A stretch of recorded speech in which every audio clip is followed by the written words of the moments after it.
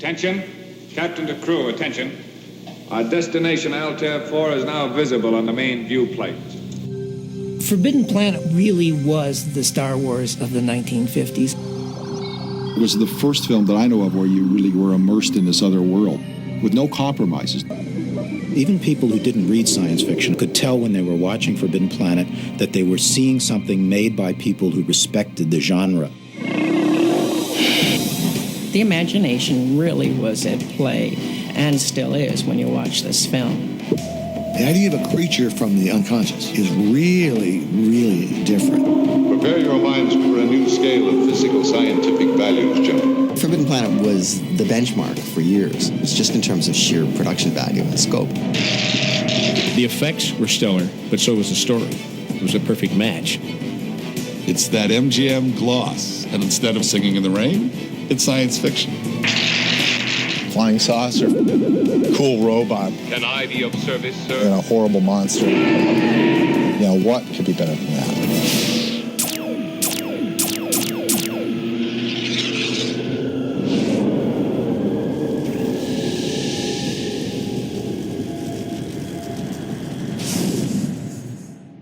The sci-fi films before Forbidden Planet were really low budget.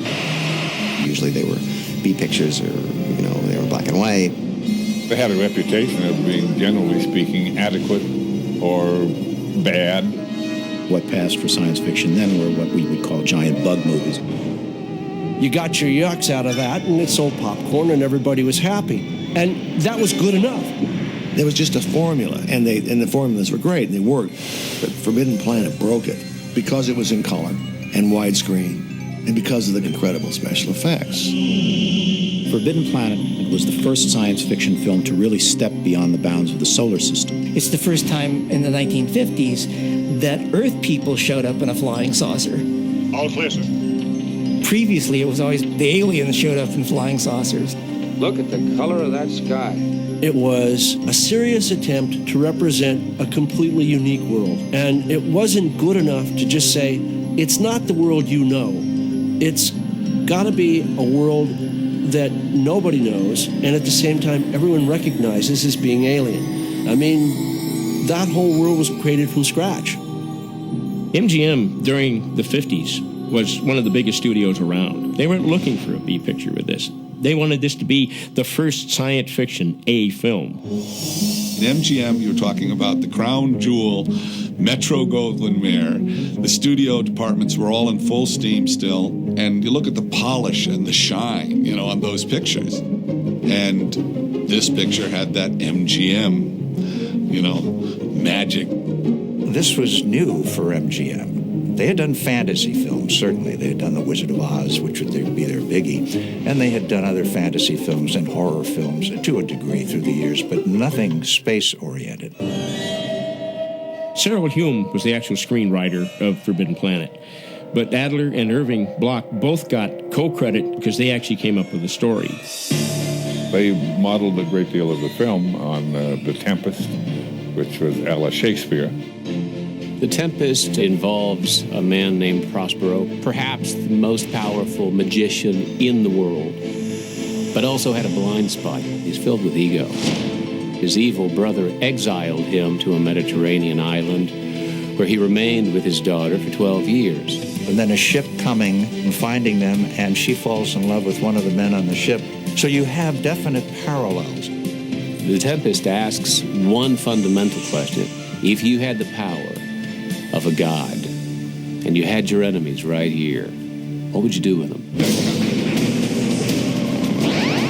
It's a pretty good adaptation of the play, and it bears scrutiny as an oddball Shakespeare picture. There have been so many Shakespearean adaptations and translations and reinterpretations.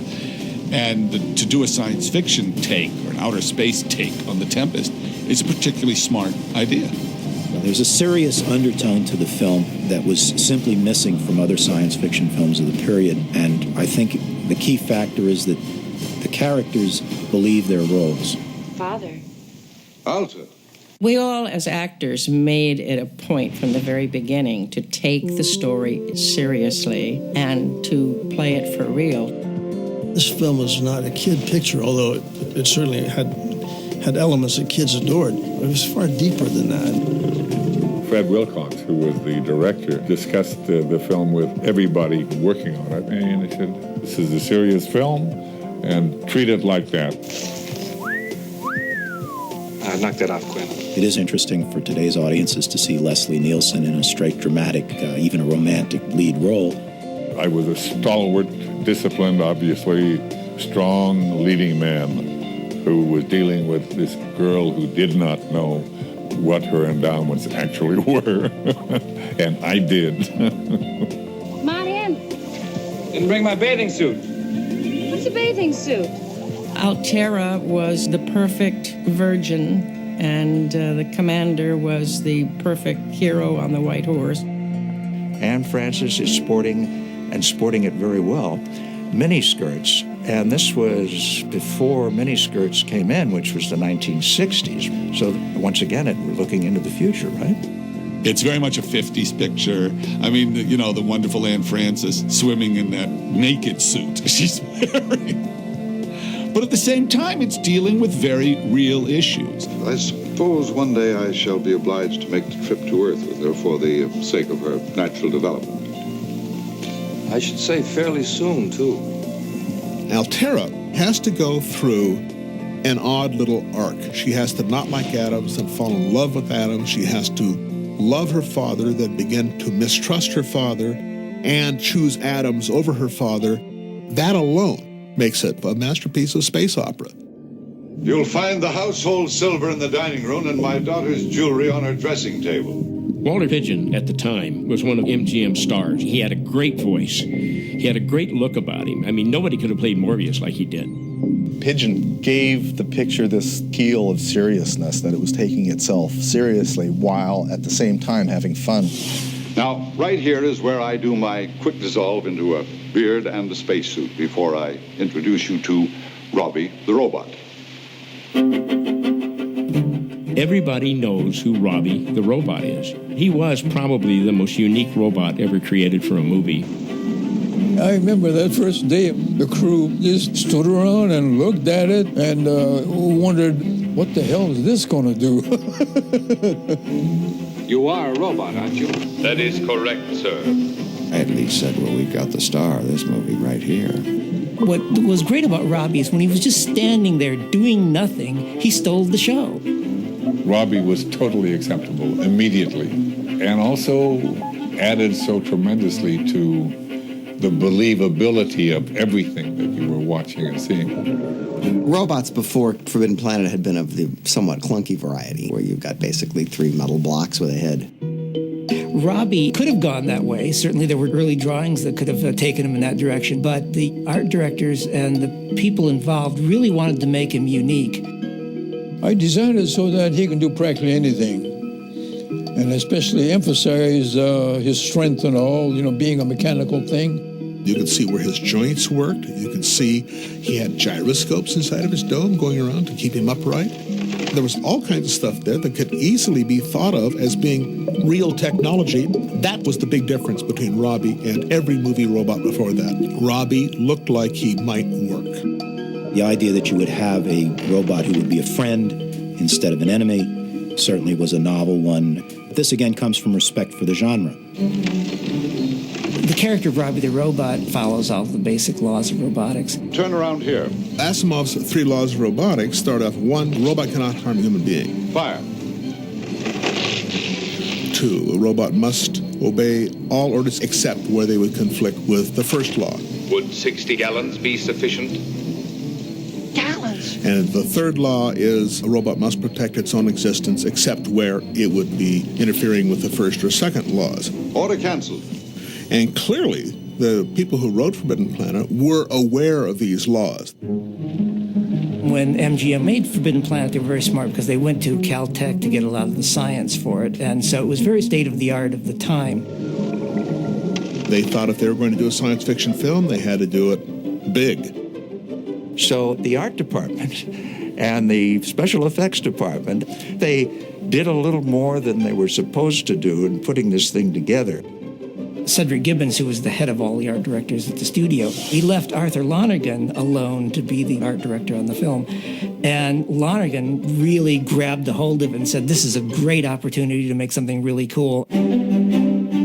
One of the things that he did was he actually had sets built that were way bigger than what they had in the budget, and was able to get them about half built before the budget department came down on him. So they built all these really elaborate sets, and then they had to finish them because they were already half done.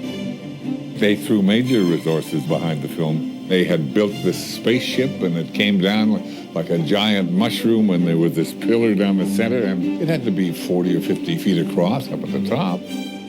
When we as actors first walked in and they showed us the flying saucer and everything around us, we were extremely impressed by it. Loved it, loved it. Hey, what's this dust coming? They had the entire stage with a big 350-foot cyclorama down at one end. And when you stood at the other end, the sense of depth and perspective was incredible. They knew that audiences had never seen anything presented quite like this. Not at this scale, not in a movie. The effects were handled by Arnold Gillespie. He'd done Wizard of Oz, a lot of other films. It was just great because he was not a technician doing effects, he was an artist doing effects. That flying saucer was the best spaceship, really, until 2001, many years later. It's an incredibly clear and crisp and sharp and indelible image. All the effects were done with really tried and true methods that had been developed since the dawn of cinema history. It was all matte paintings and miniatures and animation. There wasn't anything that was startling in terms of new technology, but it was a very creative use of it. And I think that that film was sort of a touchstone for the concept that the effects weren't the attraction, the effects were in support of the story. My favorite scene, and possibly the favorite scene of everybody who had read science fiction, is the underground world of the Krell. I think one of the brilliant things of the story is not showing you the Krell at all, but you got the feeling of the Krell. I mean, they show you, okay, here's their doorway, so evidently they were very, very wide, but not real tall. You don't know if they're insect kind of people or what they are. This is just one of their laboratories. It's quite smart not to show them, and these hints are all very evocative. Now, you can see that this headset was designed for something much bulkier than my human cranium. When Pigeon's showing the mind thing, you could see how big these heads obviously were, but you never got to see an image of them, which I thought was great because my own mind created this pretty weird-looking thing. The Krell underground, at one point, they go through one of these big shafts, which is really interesting. You know, it looks bottomless. It's an attempt to show science that's beyond anything we can imagine. Since Fritz Lang's Metropolis, nobody had ever attempted scale in science fiction before, and that kind of scale was simply boggling.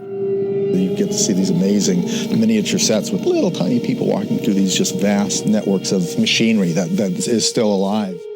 They built a model of this sort of shaft. So it was shot horizontally with the camera probably on its side. And they had them going from one end of the stage, which was the large stage on the MGM lot, down to the very end on the other side. It's as long as a football field. And they put that tremendous matte shot on it afterwards. That was what impressed me most in the picture, I think. There's a moment when they're walking inside the planet, and Walter Pigeon points and he says, 7,800 levels. It really is awesome. Wow. It was just huge. It was this huge underground place. I mean, you almost, looking back at it now, it's almost like the inverse of the Death Star. And then they go into another area, and it looks like super hydroelectric power. It's science fiction, and it's futuristic, but it's got that technology of the 50s creeping in. It gave you a sense of the power and the scope of what the aliens had created. Yes, a single machine. View 20 miles on each side. The idea of the Krell reaching a level of sophistication and technological accomplishment where their thoughts become real, they're instantly realized, and of course they destroyed themselves. 9,200 thermonuclear reactors intact. The harnessed power of an exploding planetary system. In that respect, you could say it has political overtones because everybody was very concerned in those days about nuclear weaponry. To think that that entire race is gone, that civilization is gone, is very poignant and adds a real melancholy to the entire film. All of these little details go to make up good science fiction, whether it's written science fiction or filmed science fiction. So when they came to making each decision, they made the right one, all the way up to even the music and how to do the music. Louis and B.B. Barron created a soundtrack that was like no other soundtrack that had ever existed before. And they invented electronic music that you know today. There were not even half a dozen people who were doing electronic music at that point, and there wasn't any commercial equipment, so Louis had to build everything. They had a lot of oscillators. Those are electronic circuits which generate tones and tonalities. It's the precursor to the music synthesizer. They were kids with these pieces of equipment, and good Lord, I mean, it's a classic score. Originally, the thought was they were going to do what amounted to sound effects, and somebody else would do the score overall. It took us about 8 months to just do the raw sounds of Forbidden Planet. Believe it or not, they loved what we came up with and gave us the whole film to score. The fact that a major studio would make the decision on their big spectacle science fiction movie to put this weird music, you can't realize what that was like in the 50s. It was difficult. It was a very hard way to make music. It took us forever to do anything. It was sort of like an impromptu work because they had so many loops going. They had vacuum tubes. It was a truly experimental score, and I've heard nothing like it in any movie. Certainly the strongest part of the movie for me is the sounds of the id monster. It was terrifying to hear that when I was a child. Your imagination was fueled by the sound of that creature. Joe, what? Do you hear something? Like what?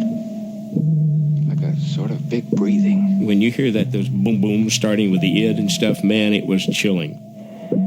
I mean, people shivered in fright, and people would come up and say to us, your music for the id sounds just like dreams that I have all the time, and it was like their subconscious.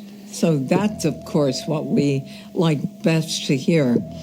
You're expressing our subconscious.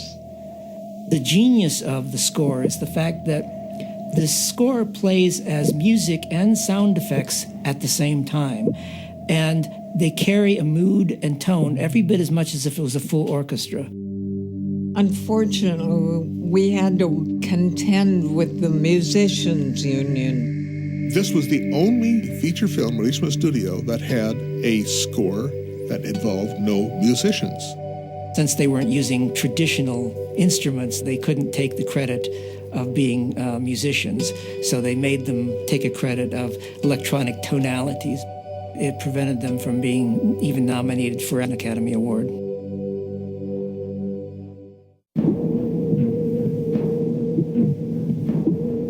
The one thing that kids really wanted from their space movies in the 50s was they wanted monsters. Forbidden Planet used one of the techniques that really accomplished horror filmmakers and horror writers do, which is you don't show all of the monster. You let people's imaginations fill it in. And here's this invisible monster sneaking up to the ship. You see the footprints down in the sands. It was unbelievable. And you saw this stairway that went up to go into the spaceship, and all of a sudden you saw the stair going...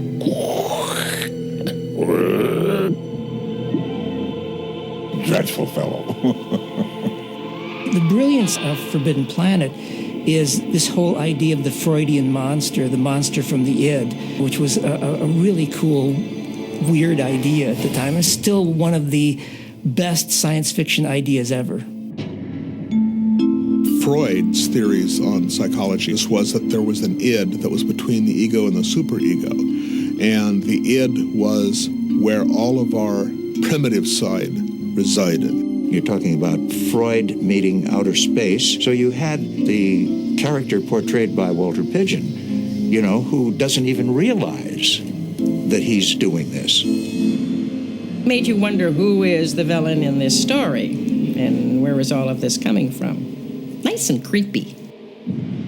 The monster from the id wasn't intended to be something that you saw, but they realized that somewhere during the shooting that they really needed to see something. Activate main batteries. MGM said, look, we're going for terror. This thing has got to be a nightmare. It's got to be all the things that a good character has. It's got to be mobile. It's got to be scary. It's got to look menacing. They went through all kinds of concepts of what it could look like. Some are almost comical. To something really kind of gruesome, like a worm-looking thing. It was kind of hideous. The creepiest one is, since it's Walter Pigeon's head on this two-legged biped thing. Really hideous looking. I mean, that would have scared people, I think.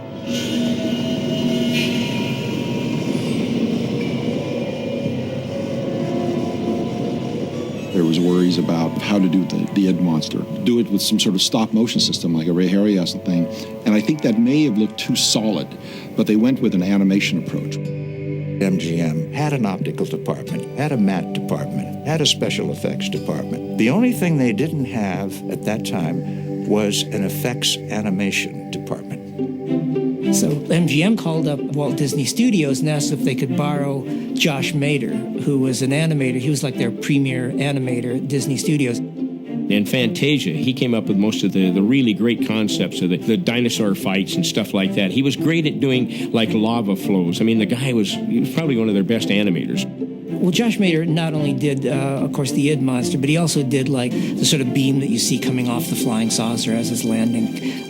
Robbie shorting out when you see the electrical arcing across his head and all that stuff, and the ray gun blasts and all of that sort of work. When they were doing the Id drawings, he gave me a bunch of them, and they're like CinemaScope proportion, but they're in pencil. And I said, well, where are the cells? He said, they didn't really do cells this time. But he said they just took that, they shot it on a high-con film, reversed the polarity, did it in negative, and then it was sort of a red tint that went to it and yellow eyes. And it was really pretty neat. And by shooting them in reverse, you could see through it, which is kind of cool.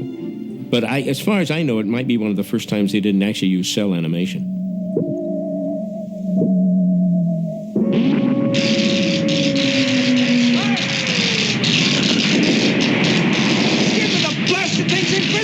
And that you only see the monster from the id in the outline of their laser gun. The way that's done, it's fabulous. It's got those massive shoulders up there that make it look enormous and powerful, and the head below coming right at you as opposed to the head above. And it's got this great mouth with the teeth and the eyes, and it was really scary. I remember hiding behind the seat in our car. We were watching that movie, The Drive-In. I had grown up seeing all the old films on television, and I knew that Dracula was just a guy in a cape, and I knew that Frankenstein was just a guy in funny makeup. But the monster from the id in Forbidden Planet was not a guy in funny makeup, and it scared the bejesus out of me.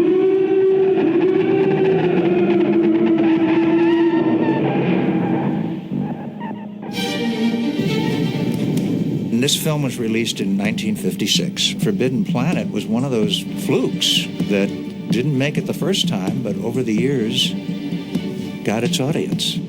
Forbidden Planet really was the movie. It really is heads above every other science fiction film that was made in that era, and I think influenced everything after that.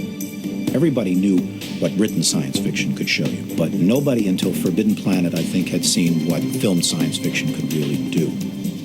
Forbidden Planet could very easily have been a pilot film for Star Trek. I'd met with Gene Roddenberry a couple times, and he had mentioned that Forbidden Planet was what he wanted to do. He wanted to take that and make it into a TV series. Even Star Wars can be attributed to Forbidden Planet. R2-D2 is sort of a Robbie the Robot kind of character. And in Star Wars, they talk about, your common blasters. Fire. Which is right out of Forbidden Planet. And the way that Princess Leia appears, it's exactly the way Aunt Frances appears. The stuff that they proposed has sort of come to being now, like where they had those little communicators with the video cameras on them. It was some pretty advanced ideas. I can play back every scene, every frame practically in my head from every shot in the film, because I've seen it so many times. This movie influenced an awful lot of us from when we were really young. Boy, it sure makes some beautiful worlds. Forbidden Planet is a great film for my childhood and my memories and me falling in love with cinema. Battery, fire! It was one of the movies that I saw that made me want to be a director.